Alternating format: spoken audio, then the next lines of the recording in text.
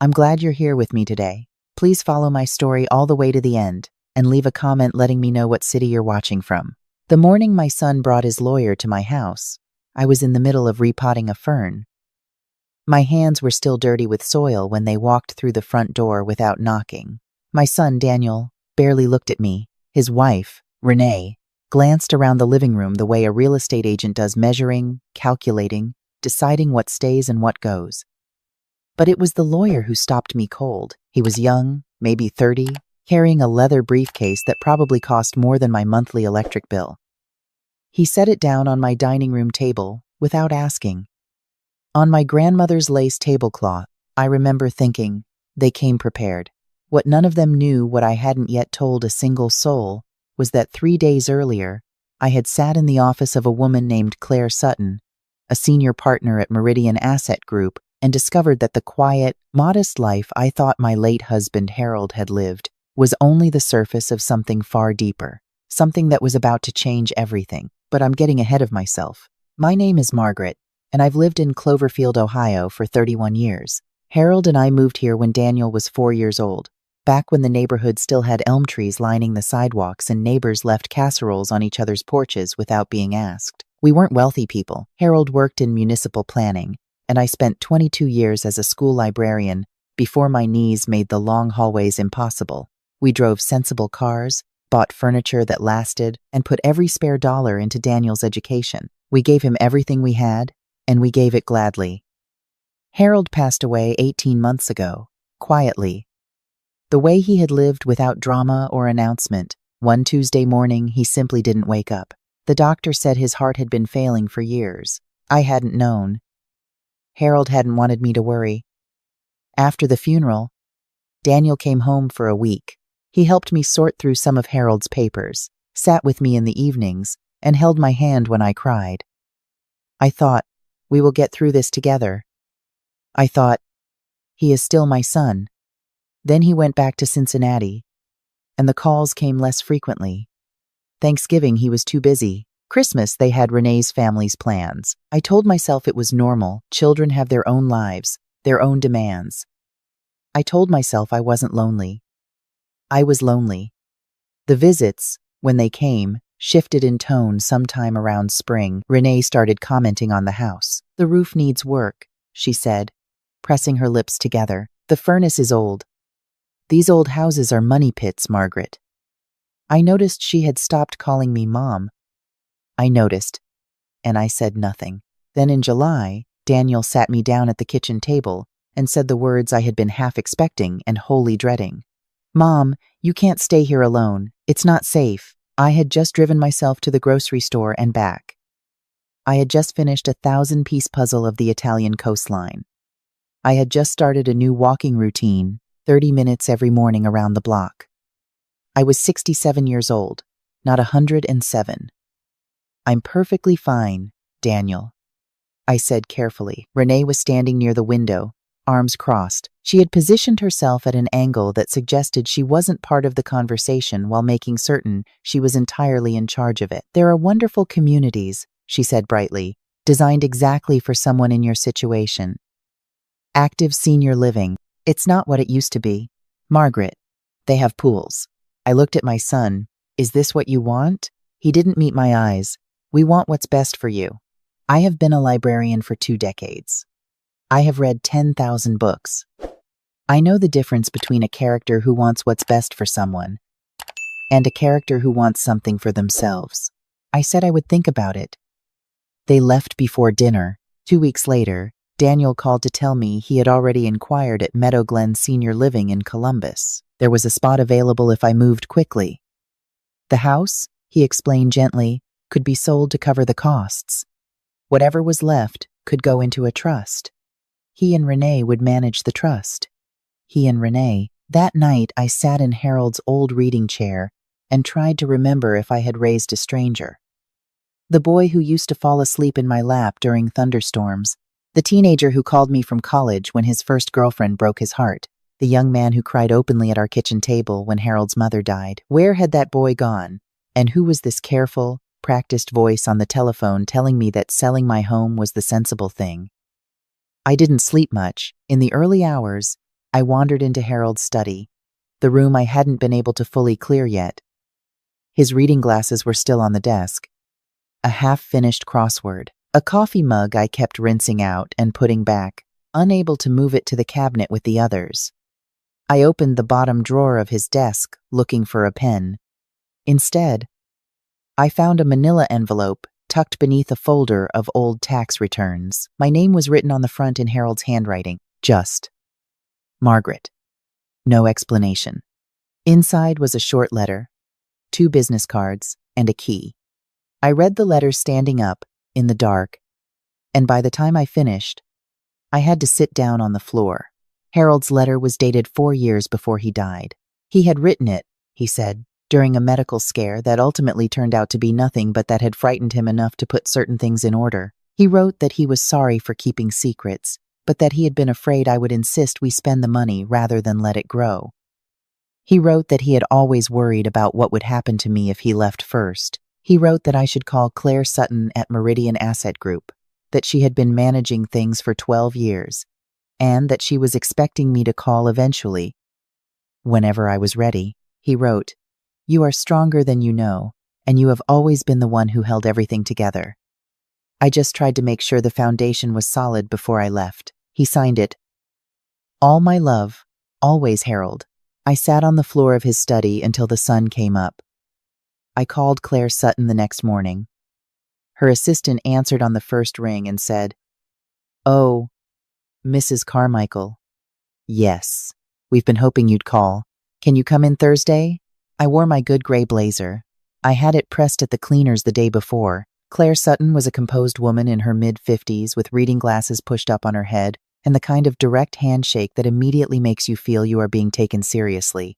She did not speak to me slowly. She did not use the soft, slightly raised voice some people adopt around older women, as though age were a hearing impairment of the soul. She opened a file and turned her monitor toward me.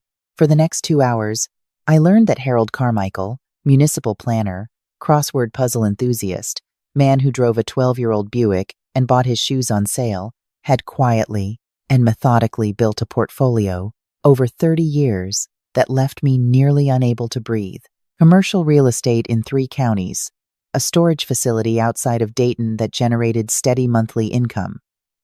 Stock holdings, conservatively managed but compounding for decades, a savings account I had never known existed, and the apartment complex on Birchwood Drive in Cincinnati, the building where Daniel and Renee had been renting their condo for the past 4 years. I stared at the screen. "That building?" I said slowly. 12 units, Claire confirmed. Fully occupied. The management company handles everything on your behalf. The monthly rental income from your son's unit has been deposited, along with all the others, directly into your account. I thought about Renee saying the house was a money pit. I thought about Daniel telling me I needed a trust he would manage. Did he know they were living there? He arranged the unit for them, actually, Claire said. He didn't tell them he owned the building. He thought it was a way to keep an eye on things. Harold, I thought. You impossible, wonderful, infuriating man. I drove home slowly, taking back roads the way Harold always did when he wanted to think. By the time I pulled into the driveway, something had settled in me. Not anger exactly. Something quieter and more durable than anger. The knowledge that I was not powerless. That I had never been powerless. That what Daniel and Renee were about to discover was that they had badly miscalculated. I had 1 week before Daniel's next visit. He'd already told me he was bringing someone to look at the house. I used every day of that week. I met twice more with Claire. I called a family attorney named Robert Ellison, who had a firm handshake, a no-nonsense manner, and 40 years of experience in exactly this kind of situation. I organized every document into a single folder, the way I used to organize the card catalog.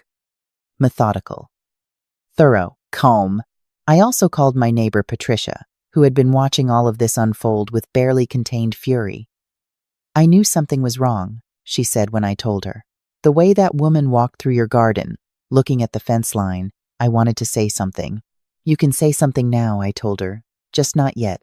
Daniel arrived on a Saturday with Renee and a man named Todd who, he explained, was just a friend with some real estate experience. Todd walked through my house with his hands clasped behind his back, nodding to himself the way people do when they have already made decisions. They are pretending are still open. He commented on the original hardwood floors, the good bones, the unfortunately dated kitchen. I offered him coffee. He declined without looking at me. When we sat down at the dining room table, Daniel slid a folder across to me. Inside was information about Meadow Glen brochures, pricing, a calendar of social activities. Renee had also printed a one-page summary of the house's estimated sale value. She had done the research. She had prepared materials. She had done everything except ask me what I wanted. We've spoken with an estate attorney, Daniel said, and something in his voice had shifted to a register I didn't recognize. Formal, practiced, careful. Given your age and the fact that you're living alone, we think it makes sense to establish a power of attorney while you're still, he paused. While things are still straightforward, while I still have my faculties, I understood him to mean. I looked at my son for a long moment. Then I looked at Renee, who was watching me with something that might have been sympathy but was really just patience. The patience of someone waiting for an obstacle to be processed and cleared. I appreciate the thought, I said, but I've already spoken with my own attorney. Renee's expression flickered. Margaret, that's not. I've also, I continued, opening my own folder on the table, had several meetings with Claire Sutton at Meridian Asset Group. She's been managing Harold's estate for the past 12 years. I slid the first page across the table, a summary of assets, prepared by Claire for exactly this purpose. I thought you should see this since you've been making plans on my behalf. The silence that followed was the kind that has weight and texture. Daniel picked up the page. I watched his face as he read it. I watched the moment he reached the section on the Birchwood Drive property. He put the page down. He picked it up again. This can't be right, he said. It's right. Renee leaned over to read it, and I saw the color leave her face in a slow, downward progression, like a tide going out. The building, Daniel said. He stopped. Started again. Our building. Your father purchased it 19 years ago, I said. He always wanted to make sure you had a good place to live. Todd, who had been sitting quietly throughout this exchange, seemed to sense that whatever his role had been meant to be, it was no longer needed. He excused himself. I heard the front door close. Daniel set the paper down. He looked like a man who has walked into a room expecting it to be empty and found it full of people. Mom, he said. And his voice had changed again. The practiced register was gone, and underneath it was something younger and more uncertain. I didn't know. I know you didn't. The things we were planning to, he stopped. Yes. Renee stood up. She smoothed her skirt. She said she would wait in the car, and she walked out with her back very straight and her hands pressed flat against her sides. And I thought, that is a woman who is reevaluating a great many things. Daniel didn't move. We sat together in the kitchen for a long time. Outside, the September afternoon light was coming through the curtains, the way it always does in Ohio, in early fall. Golden and a little sad, the way beautiful things are when they know they're almost finished. I believed her, he finally said, when she said you weren't safe here, when she said the house was too much. I think I wanted to believe it because it was easier than admitting that we were struggling and that I had been hoping. He stopped again, hoping the house would solve it. He looked at the table. I'm not a good person. You made poor choices, I said. That's different. I made poor choices at 35 too. Your father and I both did. I reached across the table. You're still my son, Daniel. That's not negotiable. He looked up at me, and he was suddenly 23 again, calling me from college, and my heart broke a little and mended a little at the same time, the way it does when you love someone who has disappointed you. We talked for 3 hours.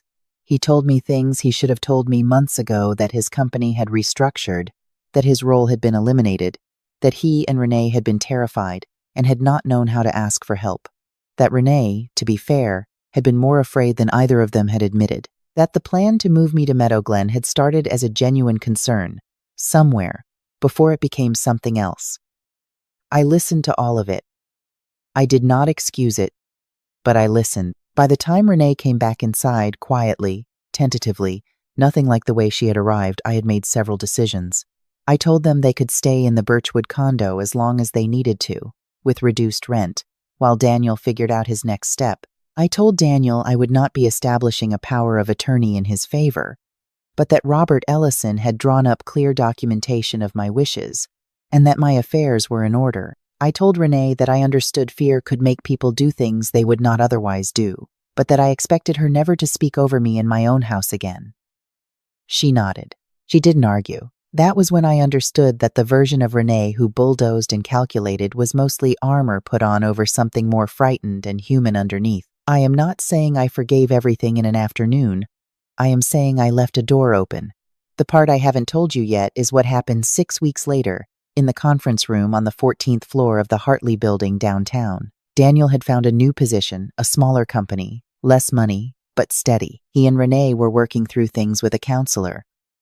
I had moved forward with Claire and Robert to restructure Harold's estate in a way that was clear, documented, and protected. We had all agreed, more or less, to begin again, but there had been one loose thread. In the weeks after my kitchen confrontation with Daniel, I had learned through Claire that a title company had already been quietly contacted by someone other than Daniel about my property.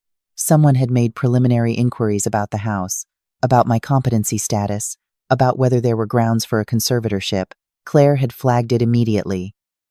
Robert had investigated. What they found led to a meeting I had not anticipated. Renee's brother, it turned out, was a real estate broker. He had been the one making the inquiries, working from information Renee had shared with him during what she had assumed would be a straightforward family asset transfer. He had gone further than she had ever intended.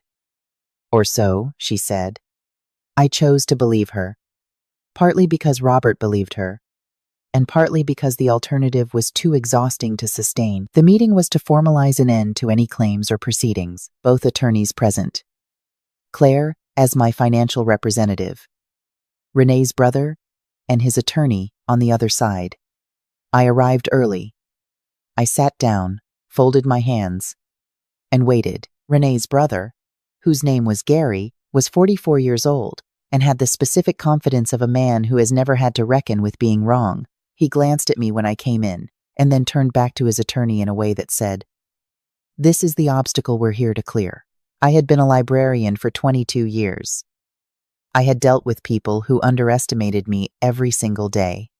Students who assumed the old woman at the desk didn't know anything. Administrators who spoke around me in budget meetings. Parents who questioned my choices without reading what I had chosen. I had learned a very long time ago that the most powerful thing you can do when someone underestimates you is simply wait. The attorneys began. Documents were reviewed.